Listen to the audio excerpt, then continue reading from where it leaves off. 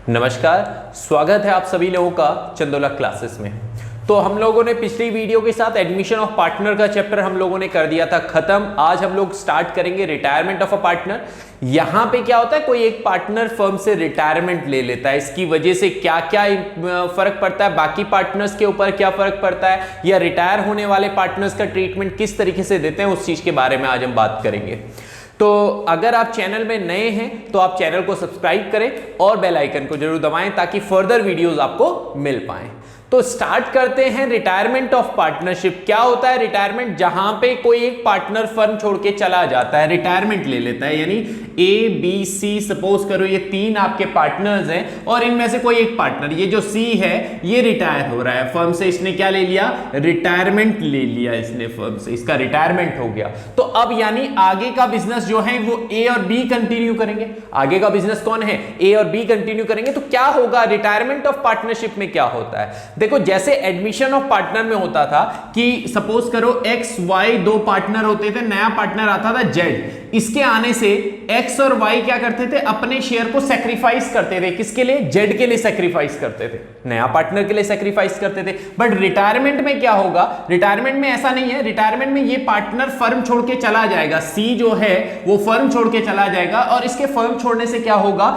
ए और बी को गेन होगा। कैसे में होगा? क्योंकि ये जो प्रॉफिट है, जैसे सपोज करो पहले प्रॉफिट 30,000 का हो रहा था, प्रॉफिट जो था वो हो रहा था 30,000 रुपए, जो ए बी और सी इनके बीच में इक्वली डिस्ट्रीब्यूट हो रहा था। यानी ए को मिल रहा था 10,000, बी को भी मिल रहा था 10,000 और सी को भी मिल रहा था 10,000 रुपए। अब क्या हो गया? अब सी ने तो रिटायरमेंट ले लिया, तो फर्म छोड़ के चला गया। अब यही दोनों पार्टनर है, तो प्रॉफिट तो कम नहीं होगा, प्रॉफिट उतने का ही होगा, 30,000 रुपए का। और 30,000 का प्रॉफिट होगा तो अब ये ए और बी के बीच में इक्वली बटेगा। पहले 3 लोगों के बीच में बट रहा था, अब 2 लोगों के बीच में बट रहा है। यानी देखो उसके रिटायर होने से क्या हुआ? ए और बी को फायदा हुआ। क्या हुआ? फायदा, गेन किया इन लोगों ने। तो जैसे एडमिशन ऑफ पार्टनर में सैक्रिफाइसिंग रेशियो कैलकुलेट करते थे, क्योंकि वहां पे पार्टनर्स क्या करते थे? सैक्रिफाइस करते थे। यहां पे आप क्या करोगे? गेनिंग रेशियो कैलकुलेट करोगे। क्या कैलकुलेट करेंगे? Gaining ratio. बहुत सिंपल सा होता है भाई गेनिंग रेशियो कैलकुलेट करना। गेनिंग रेशियो का फॉर्मूला होता है gaining ratio is equals to sacrificing का होता है old ratio minus new ratio, gaining का होता है new ratio minus old ratio, new ratio minus old ratio. कोई दिक्कत की बात नहीं है, सिंपल सा है ना। तो बस ये समझ लीजिए। पर कई लोग बोलते हैं कि नहीं सैक्रिफाइसिंग का फॉर्मूला लगा लो, उससे गेनिंग निकल जाता है। बिल्कुल सही बात है, बट ध्यान रखिएगा जहां पे गेनिंग का फॉर्मूला लगेगा, फॉर्मूला गेनिंग का निकालिएगा, क्योंकि इसमें होगा क्या? मल्टीपल चॉइस क्वेश्चन में आप गलत करोगे, है ना। तो आपको ये ध्यान रखना है कि जहां पे सैक्रिफाइसिंग का, वहां पे सैक्रिफाइसिंग का फॉर्मूला लगाओ, जहां पे गेनिंग का है वहां पे गेनिंग का फॉर्मूला लगेगा। तो एडमिशन ऑफ पार्टनर में सैक्रिफाइसिंग का लगता है, रिटायरमेंट और डेथ ऑफ पार्टनर में आप गेनिंग रेशियो का फॉर्मूला लगाएंगे, that is new ratio minus old ratio. अब कैसे गेनिंग रेशियो को कैसे कैलकुलेट किया जाता है? उससे पहले तो आपको न्यू रेशियो कैलकुलेट करना होगा, ये आपको ध्यान रखना है। यहां पे न्यू रेशियो निकालना बहुत आसान होता है, न्यू रेशियो का बहुत ज्यादा दिक्कत नहीं होता है। जैसे सपोज करो एक्स, वाई और जेड ये तीनों पार्टनर थे जो अपने प्रॉफिट को 5, 3, 2 में बांट रहे थे। अब इन्होंने कहा जी वाई रिटायर हो गया है, बस इतना ही बताया कि वाई रिटायर हो गया, इसके अलावा कोई इंफॉर्मेशन नहीं दे रखी है आपके पास कि वाई रिटायर हो गया, बस इतना ही बता रखा है। अब आगे पार्टनर कौन है? एक्स और जेड। इन दोनों बताया नहीं कि क्या रेशो होगा, क्या होगा। तो बेटा जो एक्स और जेड का ना पुराना रेशो होगा तो वही इनका न्यू रेशो रहेगा। ध्यान रखिएगा, दैट इज 5:2। ये क्या है? ओल्ड रेशियो हो गया, ये क्या हो गया? न्यू रेशियो हो गया। तो न्यू रेशियो निकालना कोई बहुत बड़ा टास्क नहीं है यहां पे। अगर आपके पास कोई इंफॉर्मेशन नहीं दी हुई है, और ज्यादातर क्वेश्चन ऐसे ही आता है आपके पास रिटायरमेंट में, जितना हम लोग अगर पिछले 10 साल के पेपर निकाले तो 8 साल कम से कम ऐसे होगा कि इसी तरीके से रेशियो पूछा गया होगा, बहुत सिंपल तरीके से, कोई ज्यादा मेहनत करने की जरूरत नहीं पड़ती है। तो जब आपके पास कोई इंफॉर्मेशन ना दिया हो, कोई इस चीज के लिए कुछ ना दिया हो, तो न्यू रेशियो क्या होगा? जो रिमेनिंग पार्टनर, जो बचे हुए पार्टनर्स हैं, उनका जो पुराना रेशियो है वही आपका क्या होगा? न्यू रेशियो होगा। इसके बाद आप क्या कैलकुलेट कर सकते हैं? इसमें गेनिंग कैलकुलेट कर सकते हैं। गेनिंग का फॉर्मूला होता है new minus old, new ratio से ओल्ड रेशियो माइनस कर लेंगे। अब आप देखें तो x का न्यू रेशियो कितना है? 5/7। ओल्ड रेशियो कितना है? 5/10। आपका एलसीएम कितना आ जाएगा? 70। तो 7 10 10 5 50 माइनस 35 इज इक्वल्स टू 15/7। 70, सिंपल सा।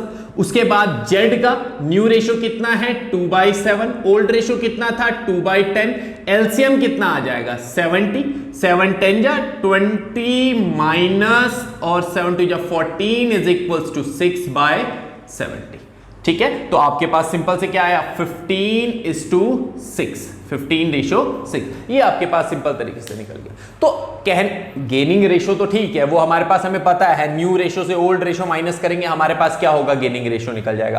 पर बड़ी चीज क्या है, बड़ी चीज हमारे लिए ये है कि हमारे पास न्यू रेशो कैसे कैलकुलेट होगा। आपको ध्यान रखना है कि अगर आपके पास कोई भी इंफॉर्मेशन नहीं दी हुई है तो आप वहां पे न्यू रेशो सिंपल तरीके से निकाल देंगे कि भैया ये 5:3:2 था, तो जो एक्स और जेड का पूरा जो बचे हुए पार्टनर्स है कौन, एक्स और जेड, जो इनका पुराना रेशो था वो इनका न्यू रेशो हो जाएगा। तो इसमें कोई बहुत बड़ी चीज नहीं है, बहुत सिंपल सा चीज है।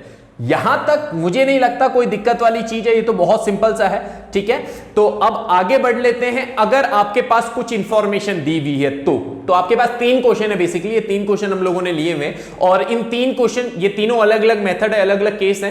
तो इन तीनों केस में देख लेते हैं कैसे आप न्यू रेशो को कैलकुलेट कर ले। तो और इनसे बाहर से आपसे कोई क्वेश्चन पूछा नहीं जाता, इन्हीं में से ज्यादातर आपसे क्वेश्चन पूछे जाते हैं। जैसे करो, आपके पास पहला क्वेश्चन है, ABC are partner sharing profit in a ratio of 3:1। ABC ये तीनों पार्टनर हैं जो अपने प्रॉफिट को 3:1 में बांट रहे हैं।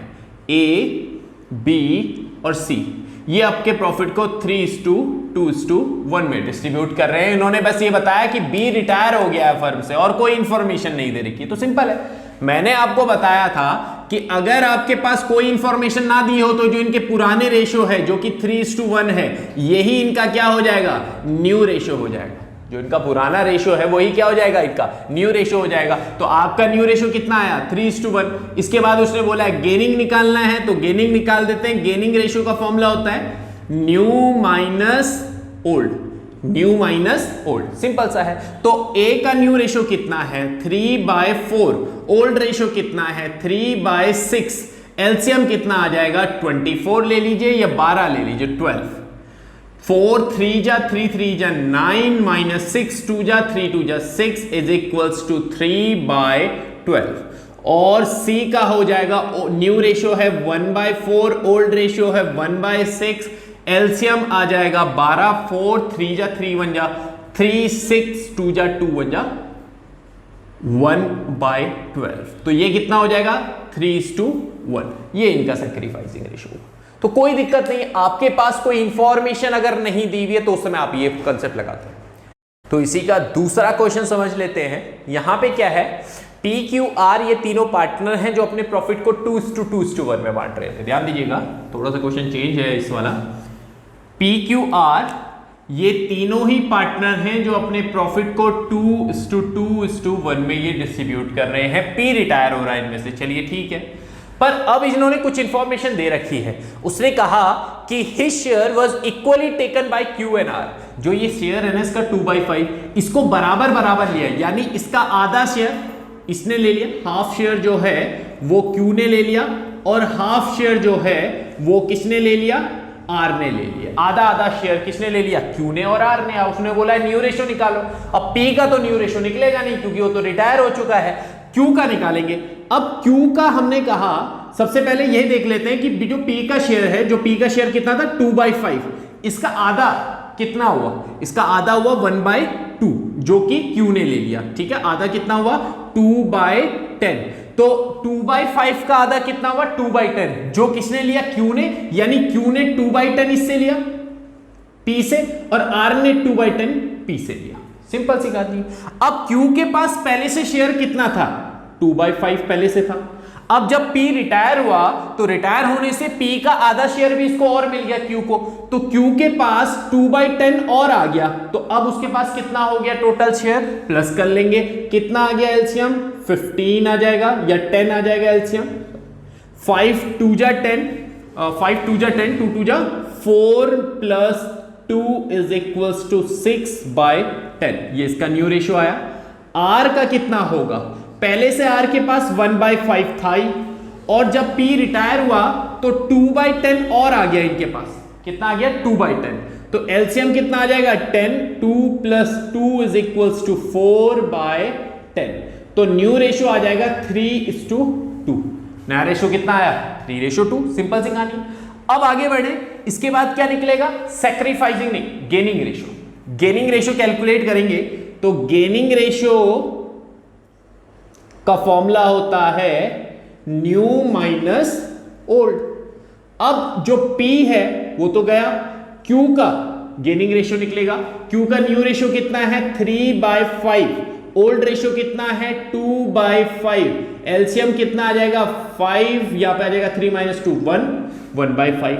R का भी सिंपल है, न्यू रेशियो है 2/5, ओल्ड रेशियो है 1/5, तो ये हो जाएगा 2 - 1 1/5।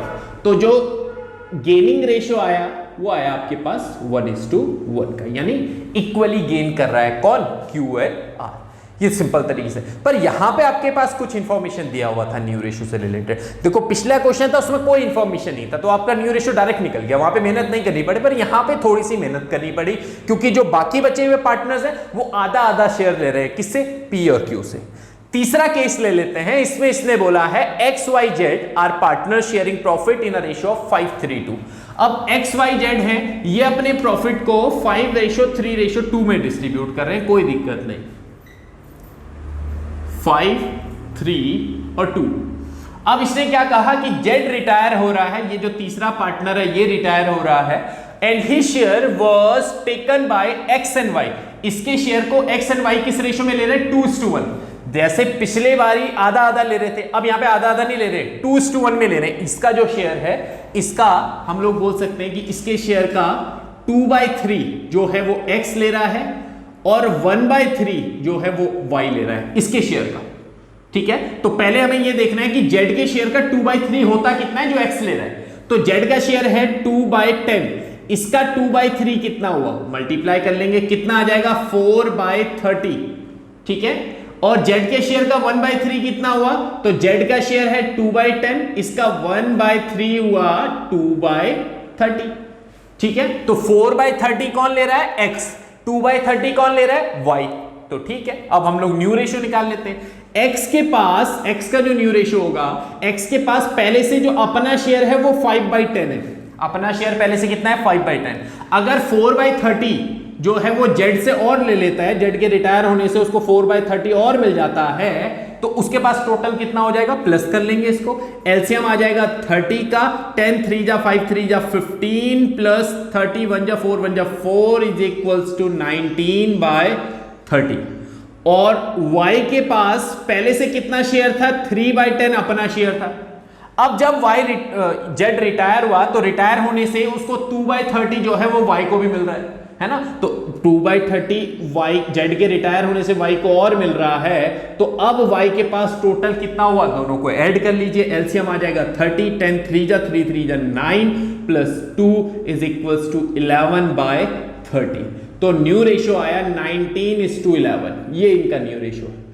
इसके बाद आप क्या निकाल सकते हो? गेनिंग रेशियो निकाल सकते हो, जो कि बहुत सिंपल है। Gaining ratio is equals to new minus old. जो गेनिंग रेशियो निकलेगा वो क्या निकलेगा? New minus old. अब X का न्यू रेशियो कितना है? 19/30 है न्यू रेशियो। ओल्ड रेशियो कितना था? 5/10।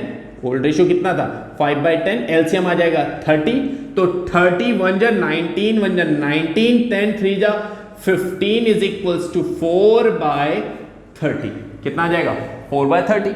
और ऐसे ही Y का देखें तो Y का न्यू रेशियो है 11/30। ओल्ड रेशियो कितना है? 3/10। माइनस कर लीजिए न्यू माइनस ओल्ड, एलसीएम फिर 30 का है, तो 11 - 9 इज इक्वल्स टू 2/30। तो 4:2 बोलिए, या आप बोल सकते हैं 2:1 में ये क्या कर रहे हैं? गेन कर रहे हैं दोनों के दोनों। तो बहुत सिंपल तरीके से आपका गेनिंग रेशियो निकल गया। ये उतना कॉम्प्लिकेटेड नहीं है जितना एडमिशन ऑफ पार्टनर का था। एडमिशन ऑफ पार्टनर में थोड़ा सा और ज्यादा कॉम्प्लिकेट कर देता था क्वेश्चन को, यहां पे इतना ज्यादा कॉम्प्लिकेट नहीं करता है। अगर आप ये 3 कंडीशन समझ गए तो आप ये समझ लीजिए आपको रेशियोज में कोई दिक्कत नहीं होने वाली। रेशियोज में यही तीन चीजें पूछी जाती, इसके अलावा कुछ नहीं पूछा जाता है। तो होपफुली आप लोगों को यहां तक की चीजें समझ में आई होंगी। होपफुली जो रेशियोज के बारे में हम लोगों ने आज जो बात किया वो आप सभी लोगों को समझ में आया होगा।